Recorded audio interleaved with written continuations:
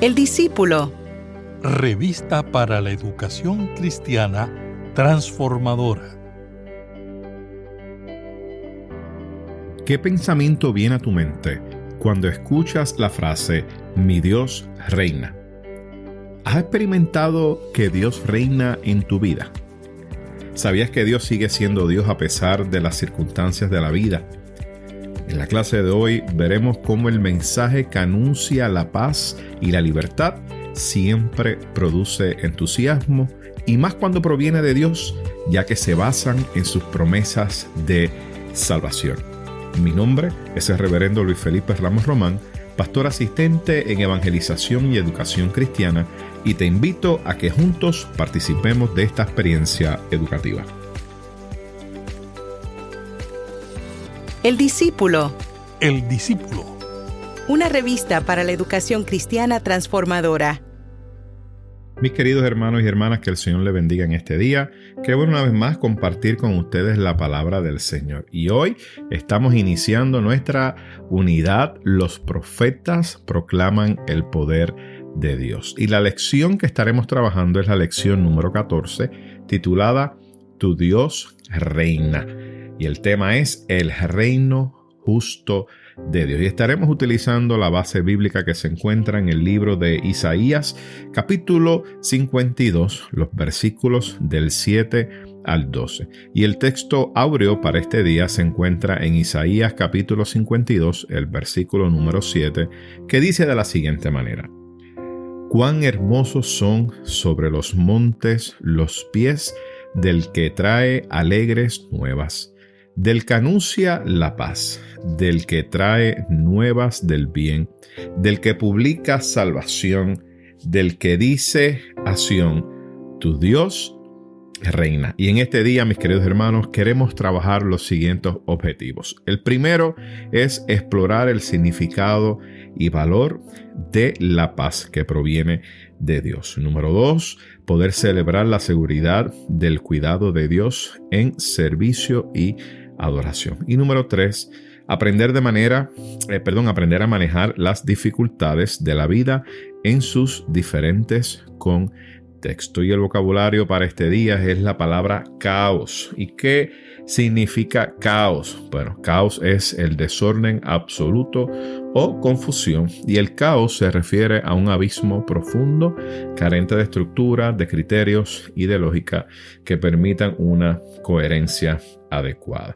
¿Y qué les parece, mis queridos hermanos, si buscamos en nuestras Biblias y damos lectura a este capítulo 52, versículos del 7 al 12 del libro de Isaías? Así que estaré dando lectura a la versión impresa en nuestra revista El Discípulo y estaré dando lectura a la versión Reina Valera revisada. Y leemos la palabra en el nombre del Padre, del Hijo y del Espíritu Santo. Amén. Cuán hermosos son sobre los montes los pies del que trae alegres nuevas, del que anuncia la paz, del que trae nuevas del bien, del que publica salvación, del que dice a Sión, tu Dios reina.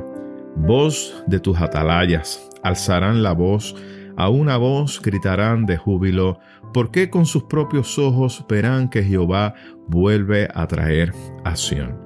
Cantad alabanzas, alegraos juntas, ruinas de Jerusalén, porque Jehová ha consolado a su pueblo, ha redimido a Jerusalén. Jehová desnudó su santo brazo ante los ojos de todas las naciones, y todos los confines de la tierra verán la salvación del Dios nuestro. Apartaos, apartaos, salid de ahí, no toquéis cosa inmunda, salid de en medio de ella, purificaos los que lleváis los utensilios de Jehová. Porque no saldréis apresurados, ni iréis huyendo, porque Jehová irá delante de vuestros y vuestra retaguardia. Será el Dios de Israel.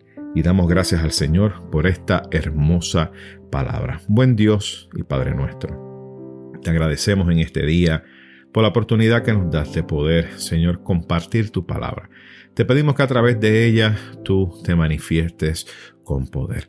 de manera que mis queridos hermanos y hermanas que nos escuchan a través de estos medios puedan ser edificados y que esta semilla sea sembrada en sus corazones. Te lo pedimos todo en el nombre de tu Hijo amado Jesucristo. Amén, amén y amén. Bueno, mis queridos hermanos, hoy estamos dando inicio a esta nueva unidad titulada Los profetas proclaman el poder de Dios. Y estaremos trabajando en el día de hoy el libro de Isaías, específicamente este capítulo número 52. Y a través del libro de Isaías, mis queridos hermanos, nosotros podemos percibir esa promesa de Dios y el cumplimiento ciertamente de esas promesas, del cuidado que ciertamente tiene Dios para con su pueblo. Pero pienso que es importante que podamos hablar un poquito a manera introductoria y a manera de resumen acerca del libro de Isaías. El libro de Isaías es un libro extenso, es un libro de 65 capítulos y aquellos que se han dedicado al estudio de la palabra nos mencionan que este libro está dividido prácticamente en 3 secciones. La primera sección, que cubre los capítulos del 1 al 39, la segunda sección, que cubre los capítulos del 40 al 55, y la tercera sección, que cubre esos capítulos finales 56 al 65. Y eso, ¿verdad?, es la división que se presenta y que se trabaja, ¿verdad?, por aquellos estudiosos de la palabra. Pero, ¿quién fue el profeta Isaías? Bueno, el profeta Isaías fue una persona, siervo del Señor, que nació, ¿verdad?, en Jerusalén, y su actividad profética se desarrolló más o menos hacia finales del siglo VIII y principios del siglo VII. Y esto es importante decirlo porque fíjense en que cuando Dios llama al profeta Isaías a este trabajo, ¿verdad?, que Dios le había puesto, este llamado, este ministerio que Dios ha puesto en sus manos, se da en un momento, en un contexto muy interesante.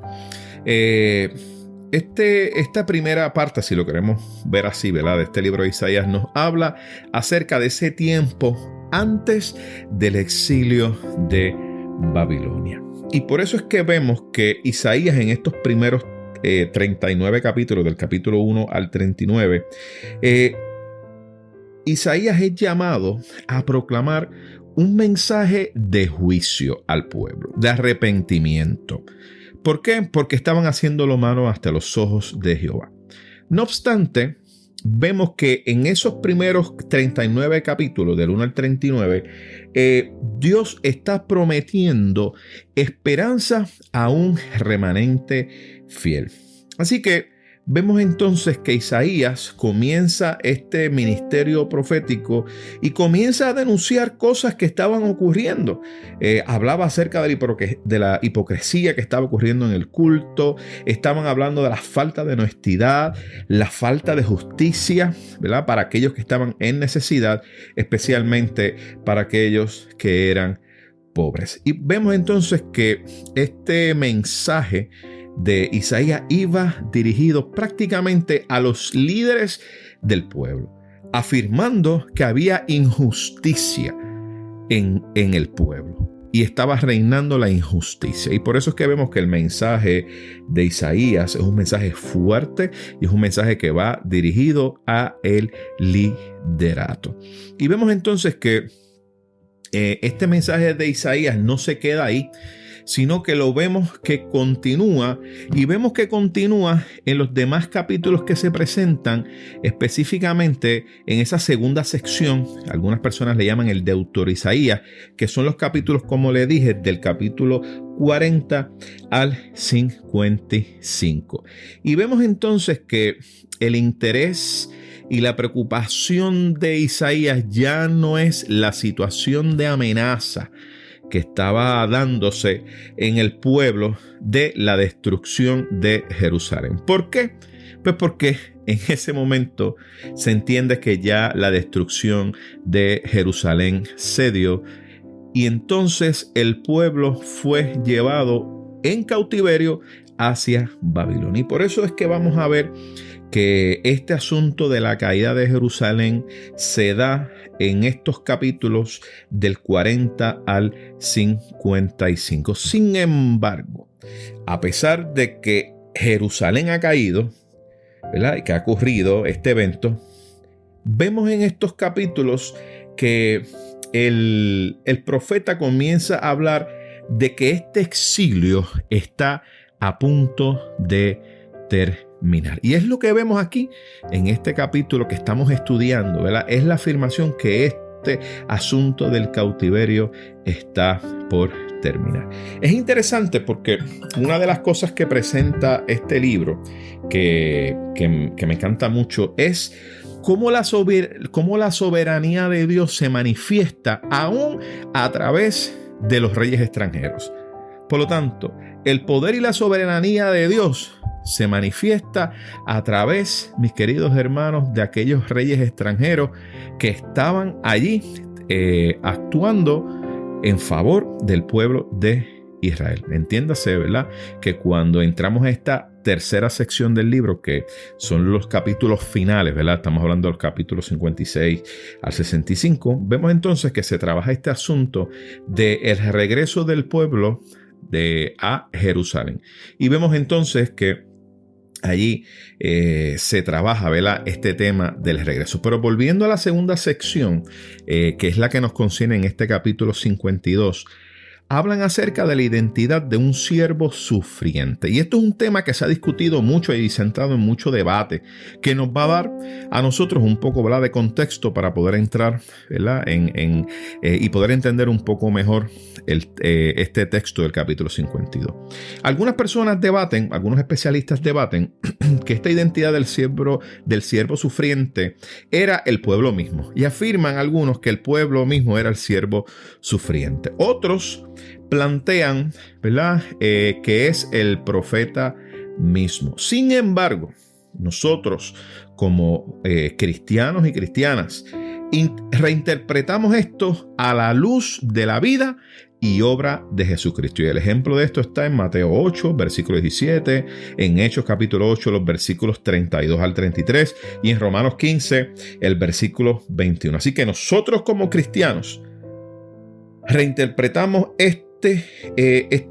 estos capítulos, específicamente esto que tiene que ver con el siervo, con el Mesías, y lo interpretamos a la luz de la vida y obra de nuestro Señor Jesucristo. Es importante, fíjense, en que uno de los énfasis que se dan en estos capítulos que les expliqué del 40 al 55, sobresale mucho el énfasis en el Dios que es misericordioso y en el Dios que es perdonador, ¿verdad? Es este Dios que crea todas las cosas nuevas, que da nuevas oportunidades, que en medio de los nuevos éxodos de la vida, Dios sigue siendo Dios. Y no solamente eso, sino que sigue siendo el Redentor.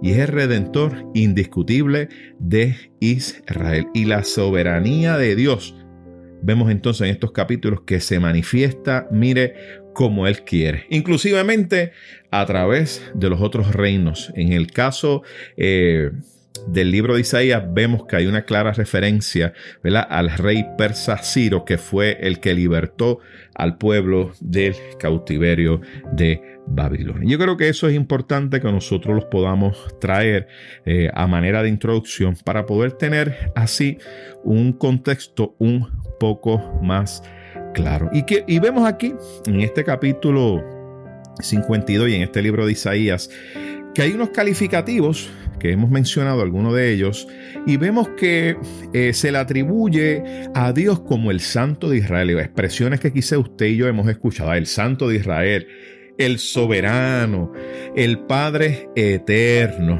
Y obviamente lo que discutimos, el tema de el siervo, que estuvimos discutiendo hace apenas unos segundos. Y vemos entonces que Dios mismo es que elige este título para poder presentar su ministerio y el estilo de vida, pero también para poder Dios revelar cuál es su proyecto de amor.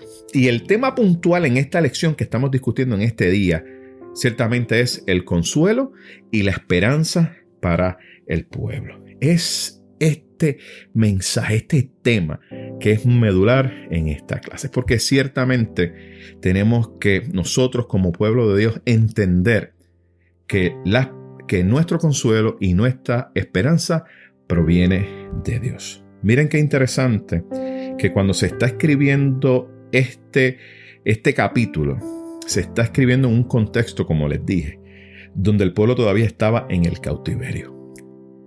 Pero estaba ya escuchando una palabra, una promesa de Dios, donde Dios los iba a libertar. Porque Dios reina, Dios es soberano y Él obra de manera que quizás nosotros no podemos entender. Y me encanta mucho esto porque a nosotros los seres humanos nos encanta tener todas las cosas como que cuadraditas y nos gusta tener todo como que organizadito. Y en ocasiones, mis queridos hermanos, Dios no trabaja así. En ocasiones, Dios está obrando de manera que usted ni yo sabemos cómo lo hace. Pero tenemos que afirmar que a través de su obra, Dios sigue siendo soberano y Dios reina. Me gusta mucho esto porque el profeta nos señala acerca de las bondades del Dios que cumple, y no solamente que cumple, sino que está anunciando que hay un nuevo tiempo. Es un tiempo de redención. ¿Para quiénes? Miren, para el pueblo. Así que, hermano y hermana que me escucha, hay un tiempo de redención para usted y para mí, porque Dios sigue redimiendo a la humanidad. Pero también vemos que en el texto se afirma la paz que se ha de revelar al pueblo y se va a revelar al final de los tiempos de guerra, de los tiempos de conflicto, de los tiempos de amenaza. Sí, porque llegará un tiempo de paz. No piense usted, mis queridos hermanos, que la lucha que usted tiene va a ser para siempre. Vendrán momentos de paz. Y Dios así lo afirma a través de su palabra. Y ciertamente, mis queridos hermanos, miren, este anuncio de las nuevas del bien, ¿verdad? Este anuncio de estas noticias que ciertamente traen esperanza a cada uno de nosotros. Miren, es como un nuevo aire, es como un nuevo aliento. Miren, es lo que nos sirve de esperanza, de que habrá libertad. Para este pueblo que estaba cautivo, escuchar aquel mensajero que venía con buenas nuevas, miren, mis queridos hermanos, eran buenas noticias a sus oídos. Porque esto iba a afirmarlos cada día más en que lo que Dios ha prometido, Dios va a cumplir. Y va a cumplir en tu vida. Y va a cumplir en la vida. Y vemos entonces cómo Dios, a pesar de todo esto que pasó el pueblo de Dios, miren, Él estuvo ahí. Dios estuvo cuidándolos en todo tiempo. A pesar de la situación caótica que ellos estuvieron viviendo del exilio, que fue provocado por los mismos seres humanos, por ellos mismos. Miren, Dios estuvo ahí. Dios estuvo cuidándolos aún saliendo de Jerusalén al exilio, cuidándolos aún en el exilio y aún teniendo cuidados con ellos después de salir de Babilonia y regresar a Jerusalén. Y por eso es que vemos que la propuesta que se da, ¿verdad?, es un tipo de cántico de esperanza. ¿Verdad? Es un cántico de esperanza que afirma la restauración y la paz que solamente proviene de nuestro Dios. Mis queridos hermanos, la palabra del Señor es hermosa y ciertamente nos afirma ese asunto tan importante de la esperanza que Él nos brinda, que está, miren, fundamentado en sus promesas, porque lo que Dios, mire, habla, Él cumple. Así que vemos entonces cómo este capítulo 52, estos versículos, trabajan este asunto de la llegada de esta noticia, de este mensajero que está anunciando que el Señor va a llegar a Jerusalén. Y me encanta mucho porque vemos que el profeta está tomándose este asunto en serio y está pregonando, está anunciando que va a haber liberación. Hay una noticia buena que se está compartiendo. Hay una redención que se va a dar en el pueblo. Hay salvación para el pueblo. pueblo. Y sobre todas las cosas, la presencia de Dios está con ellos. Me encanta mucho eso. Y esto, mis queridos hermanos, al ellos escuchar esta gran noticia, ¿producen ellos qué? Felicidad, alegría. ¿Por qué? Porque el Mesías regresará a reinar en Sión. Y para ellos esto era importante, porque habían perdido, miren, su país había perdido aquello que era significativo para ellos, y que el Mesías y que la noticia del Mesías, del regreso del Mesías, miren, esa noticia del regreso del Mesías iba a traer gran alegría al pueblo. Pero ahora nosotros reinterpretamos esto, como les dije, a la luz del cristianismo.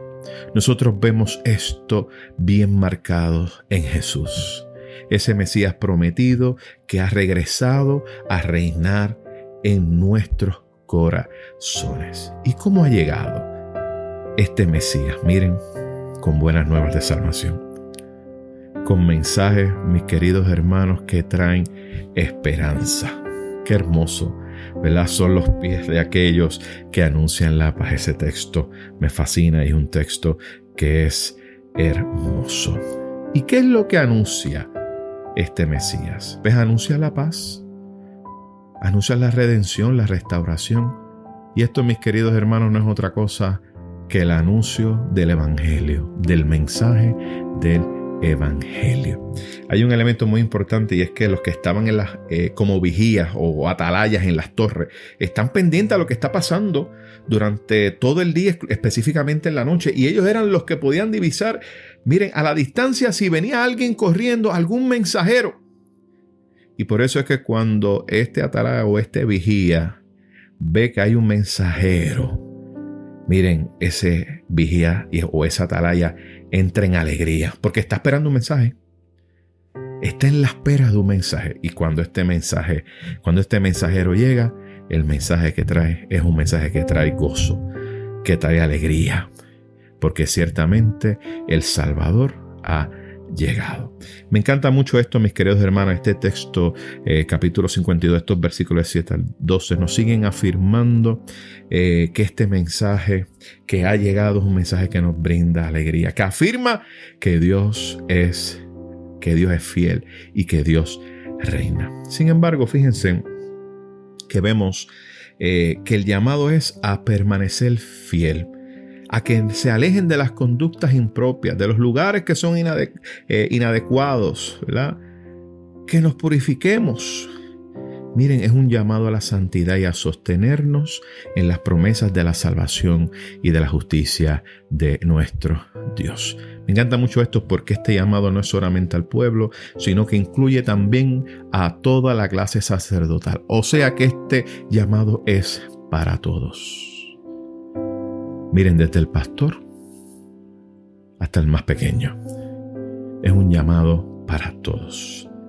Mis queridos hermanos, es importante que el mensaje que anuncia la paz y la libertad podamos nosotros siempre anunciarlo en cada esquina, porque produce entusiasmo, y si algo necesita nuestro país hoy en día es entusiasmo, alegría, pues eso solamente lo puede dar el mensaje del Evangelio. Porque ese mensaje del Evangelio implica transformación, liberación, salvación y, sobre todas las cosas, vida eterna. Y tenemos que empezar a afirmar, miren, que Dios está presente en todos los asuntos terrenales y que Dios se va a seguir manifestando y que sus promesas van a mantenerse vigentes. Pero es necesario que como cristianos continuemos este peregrinaje de seguir proclamando este mensaje de libertad, y que podamos poner nuestra confianza en nuestro Señor y Salvador Jesucristo. ¿Qué les parece, mis queridos hermanos, si tenemos una palabra de oración? Dios amado, damos gracias por la revelación de tu plan para nuestras vidas, y agradecemos de corazón el regalo de la nueva vida por medio de la salvación para todos. Gracias por ser el Dios de la oportunidad. Te lo pedimos todo en el nombre de tu Hijo amado Jesús. Amén, amén y amén. Mis queridos hermanos, que el Señor les bendiga, y esperamos así compartir con ustedes la próxima ocasión.